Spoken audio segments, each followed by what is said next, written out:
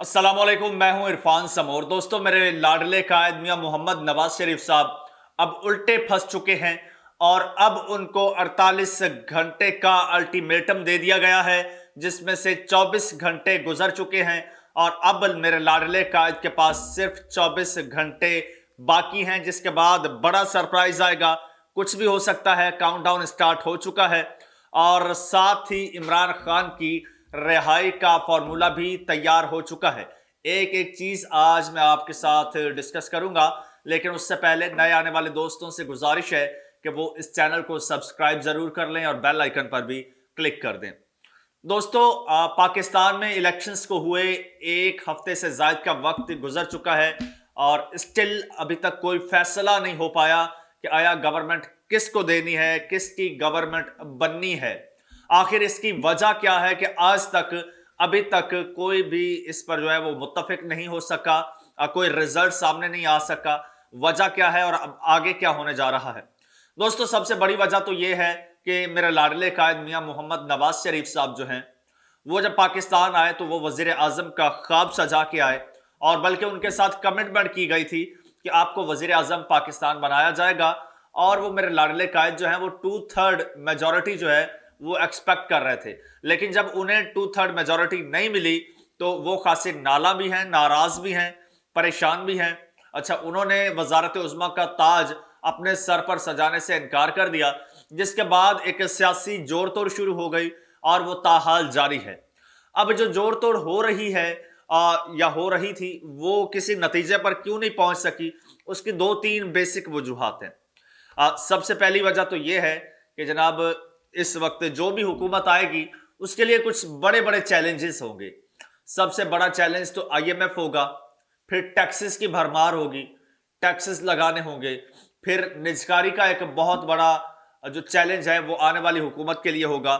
ये सब जो भी ये फैसले करना होंगे, तो जो भी हुकूमत आएगी तो उसको इसकी बड़ी भारी कीमत चुकाना पड़ेगी। जिस तरह से इमरान खान साहब को 2014 में चुकाना पड़ी थी, या फिर पीडीएम जब आई थी उन्हें तो अखीर कीमत चुकाना पड़ी। तो ये एक बहुत बड़ा जो है ये फैक्टर है। इसके अलावा खजाना खाली है। जो मेन इशू है खजाना खाली है, वरना जमहूरी इन पार्टियों की जरूरत ही नहीं थी अगर खजाने में 4 पैसे होते तो। अच्छा, ताकतवरों ने जनाब जोड़ तोड़ करके इमरान खान साहब की सीटें छीन कर इन दीगर जमातों को, पीपी, नून लीग और एमक्यूएम वगैरह को दे दी। लेकिन अब ये जो है, अब इनका एक और सबसे बड़ा मसला है, वो है पावर शेयरिंग का मसला।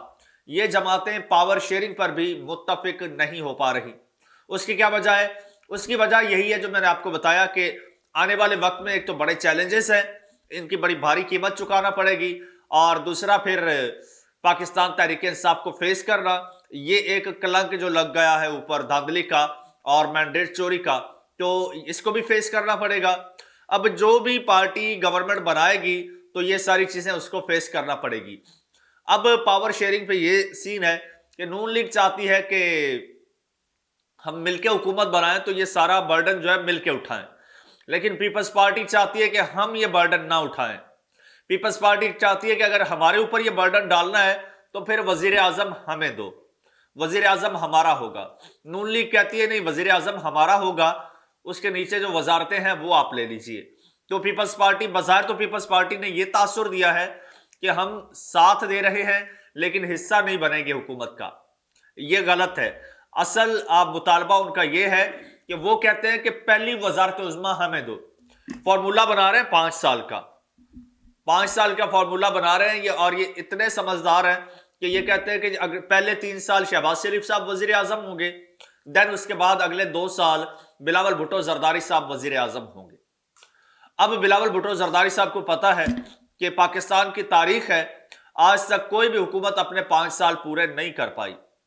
जब 5 साल पूरे नहीं कर पाई कोई भी पार्टी, कोई भी हुकूमत, तो फिर मैं 3 साल के बाद मेरी कहां पे बारी आएगी, मेरा कहां से नंबर आएगा? तो वो उनको पता है कि 3 साल बाद तो शायद हुकूमत ना रहे। हुकूमत चलनी है मैक्सिमम 10 से 12 महीने, 1 साल, सवा साल, इससे ज्यादा ये हुकूमत चलने वाली नहीं है। वो चाहते हैं पहल हमारी हो, पहला वजीर आजम हमारा हो, ये चाहते हैं हमारा हो। अब नवाज शरीफ साहब ने جلد بازی میں کہہ لو یا پھر ان کو جو ایک کانفیڈنس دلایا گیا تھا اس کے تحت نواز شریف صاحب نے 63 سیٹیں ابھی نون لیگ کو ملی تھی اور انہوں نے وکٹری سپیچ کر دی تھی اور یہ سیٹیں بڑھتی ہوئی 75 پہ جا کے رک گئی. اس وقت نون لیگ کے پاس 74-75 سیٹیں ہیں, وہ بھی ان میں سے کافی ساری سیٹیں متنازع ہیں. تو نواز شریف صاحب نے 63 سیٹوں پر وکٹری سپیچ کر دی. ایک کانفیڈنس تھا, ایک پیچھے سے کوئی آسرا تھا, تو اسی کی بیس پر انہوں نے وکٹری سپیچ کر دی. سپیچ کے بعد اب حکومت انہوں نے بنانی تھی, اب یہ حکومت بنا نہیں پا رہے. اچھا بنا نہیں پا رہے, ظاہر سی بات ہے اب میاں صاحب کو تو وہ مینڈیٹ نہیں ملا جو کہ وہ ایکسپیکٹ کر رہے تھے, اور وہ دیا اس لیے نہیں گیا کہ جو ان کو لانے والے تھے وہ میاں صاحب کی نیچر سے بخوبی واقف ہے. دے تھنک کہ اگر میاں صاحب کو یہ مینڈیٹ دے دیا جاتا تو میاں صاحب نے تو کل پاور میں آ کر ہمارے ہی گلے پر جانا تھا, ہمارے ہی سامنے کھڑے ہو جاتے یا ہمارے ہی گریبان سے پکڑ لیتے, کیونکہ میاں صاحب کی بھی ایک ہسٹری ہے. تو اس کو دیکھتے ہوئے جو پی ٹی آئی کی سیٹیں تھیں جو پی ٹی آئی سے لی گئیں وہ ڈفرنٹ پارٹیز میں تقسیم کر دی گئی. اب وہ پارٹیز پاور شیئرنگ پر متفق نہیں ہو رہی. اب ان کو الٹیمیٹم دے دیا گیا ہے. ٹھیک, الٹیمیٹم دیا گیا ہے کہ بھائی آپ کے پاس اب 48 گھنٹے ہیں. ٹھیک, اب 48 گھنٹے میں آپ سے جو کچھ ہو سکتا ہے کر لو. آپ حکومت بنا سکتے ہو تو بنا لو, نہیں بنا سکتے تو نہ بناؤ, ہم پھر عمران خان کو دے دیتے ہیں حکومت. اچھا اب کیا ہے, اب نون لیگ جو ہے وہ چاہتی ہے کہ ٹھیک ہے کوئی ایشو نہیں, عمران خان کو دے دو حکومت. پیپلز پارٹی بذات خود چاہتی ہے کہ عمران خان کو دے دو, ہمیں کوئی فرق نہیں پڑتا.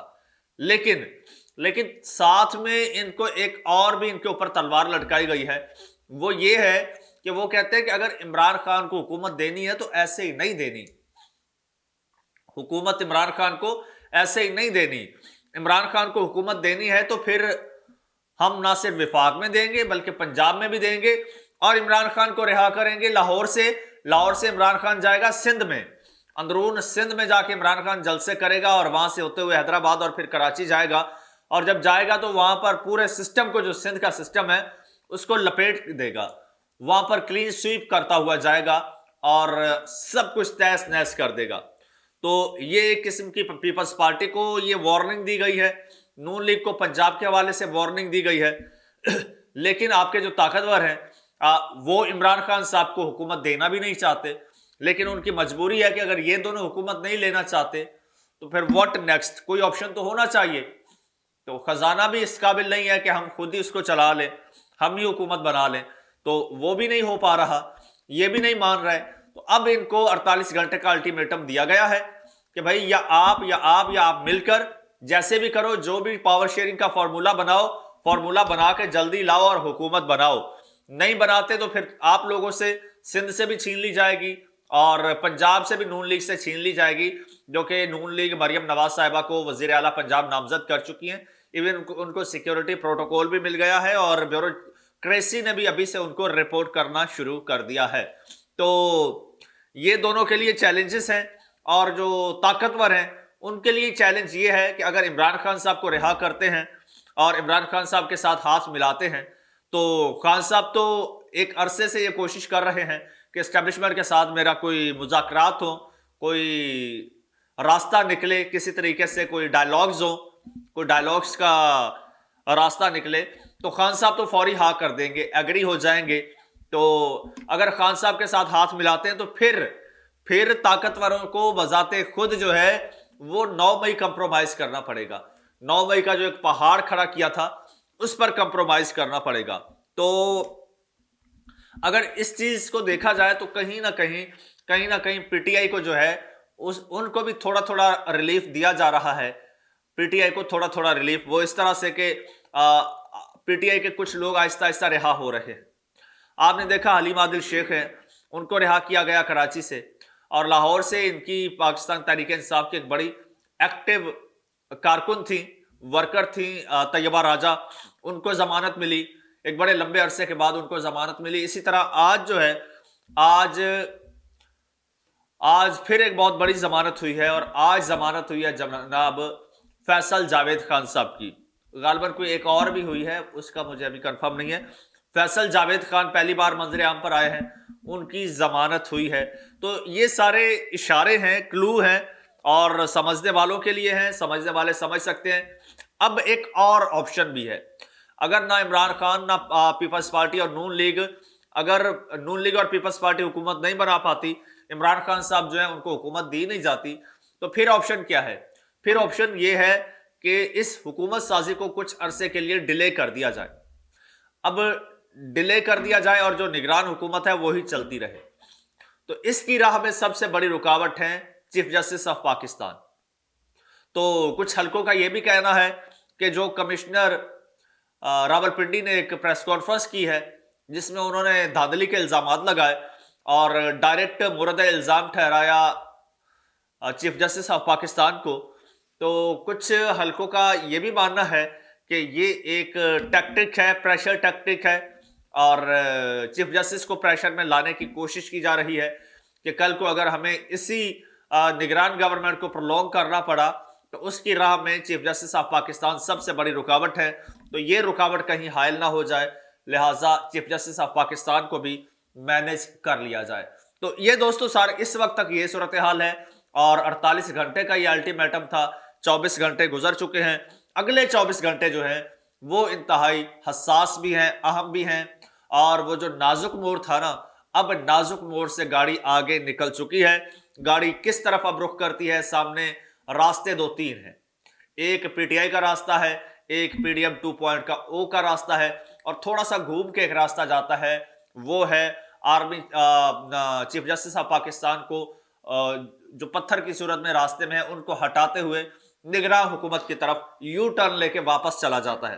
تو اب دیکھتے ہیں اگلے 24 گھنٹے میں یہ گاڑی کس طرف جاتی ہے۔ ہماری پوری نظر اسی گاڑی پر ہے، آپ بھی نظر رکھیے، آپ چینل کو سبسکرائب کر لیجئے، بیل آئیکن پر کلک کر دیجئے تاکہ ہم ٹائملی آپ کے ساتھ اس گاڑی کی اگلی لوکیشن جو ہے وہ شیئر کر سکیں۔ فی الحال مجھے اجازت دیجئے، اللہ حافظ۔